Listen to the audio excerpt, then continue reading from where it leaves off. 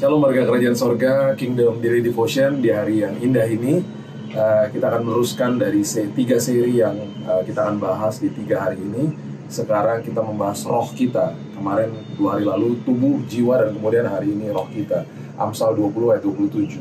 Roh manusia adalah pelita Tuhan yang menyelidiki seluruh lubuk hatinya. Nah, Alkitab berbicara tentang manusia yang terdiri dari roh, jiwa, dan tubuh. Ya, itu ada di 1 Tesalonika 5 ayat 23. Sementara tubuh berinteraksi dengan dunia fisik dan jiwa melibatkan pikiran, emosi, dan keinginan kita, rohlah yang menghubungkan kita secara langsung dengan Tuhan.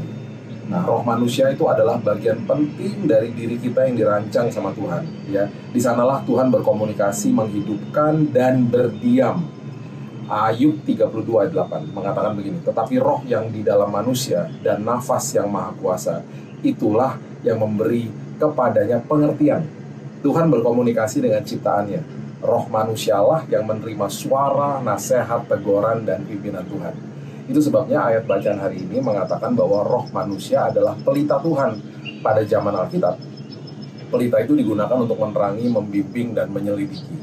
Ketika Tuhan ingin menguji atau membimbing kita, Dia melakukannya bukan melalui emosi atau kecerdasan kita, tetapi melalui roh kita.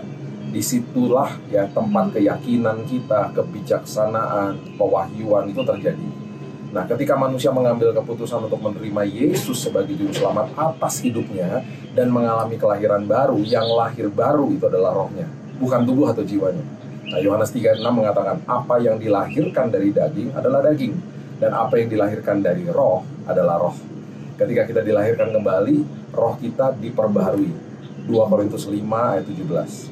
Roh Kudus tinggal di dalam kita, Roma 8 ayat 16, membuatnya hidup dan selaras dengan Tuhan.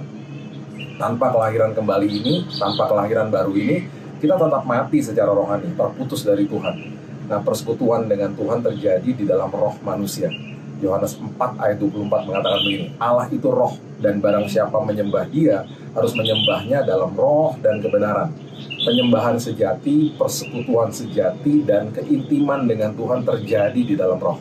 Itu bukan tentang upaya kita untuk melakukan ritual, tata ibadah agama, atau sebuah emosi yang meluap-luap. Tetapi ketika kita terharu mendengarkan sebuah lagu atau khotbah, itu ada hubungan rohani intim dengan Tuhan di dalam keseharian kita. Ya, yang meluap-luap kalau ya, emosi kita lagi dijamah gitu ya. Nah, itu semua emosi yang kita rasakan Tuhan itu bisa sirna kapan saja. Tapi dengan iman kita ya, karena roh kita bersekutu dengan Tuhan, itu yang menjadi penopang hidup kita. Manusia dihembuskan roh Tuhan loh, dalam dirinya ketika diciptakan di Eden. Kemudian manusia mengalami kematian rohani ketika jatuh ke dalam dosa, karena roh Tuhan meninggalkan manusia. Nah, hari ini ketika kita menerima Yesus sebagai juru selamat, maka roh kudusnya dihembuskan kembali ke dalam hidup kita untuk tinggal dan memerintah kehidupan kita selamanya. Jadi, jangan hanya menilai Tuhan dari emosi yang dijamah, perasaan yang dijamah saja. Ya, terkadang emosi kita biasa-biasa saja. Bukannya berarti Tuhan tidak ada. Tuhan selalu hadir. Rohnya yang kudus tinggal di dalam kita. Harus dinilai itu dengan iman kita. Bukan semerta-merta hanya dengan perasaan saja. Karena roh Tuhan tidak pernah meninggalkan kita. Dia diam di dalam sini. Dan itu sebabnya, yuk kita berikan roh kita makanan yang sehat, yaitu firman Tuhan, setiap harinya. Supaya roh kita bertumbuh, menguasai kehidupan ini, akhirnya kita bisa berjalan dipimpin oleh roh Tuhan, kebenaran firman Tuhan. Mari kita berdoa. Bapak yang baik, terima kasih, mengucap syukur buat hari yang indah ini. Dan hari ini kami memulai hari yang baru, mengerti bahwa roh kami sudah dilahirkan kembali. Kalau belum dilahirkan kembali, hari ini kami mengambil keputusan untuk menerima Yesus sebagai juru selamat, supaya roh kami dilahirkan kembali, mengalami kelahiran baru, supaya kehidupan kami diperbaharui, supaya kehidupan kami dimerdekakan dari perbudakan dosa, masuk ke dalam kerajaan sorga sebagai anak Tuhan, sebagai ahli waris, sebagai orang yang punya hak penuh atas semua janji Tuhan. Terima kasih Bapak yang baik. Kami mulai hari ini dengan pengharapan yang luar biasa, karena pengharapan kami berjangkar di dalam kebenaran firman-Mu, berjangkar di dalam juru selamat kami, yaitu Yesus Kristus Tuhan kami. Itu sebabnya hari ini kami percaya dengan iman kami, Tuhan yang tidak pernah meninggalkan kami, menyertai kami, melindungi kami, bahkan menyembuhkan kami yang sedang sakit.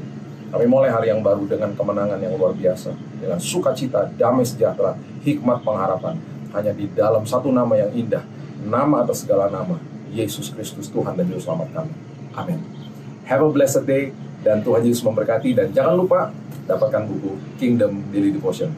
God bless you.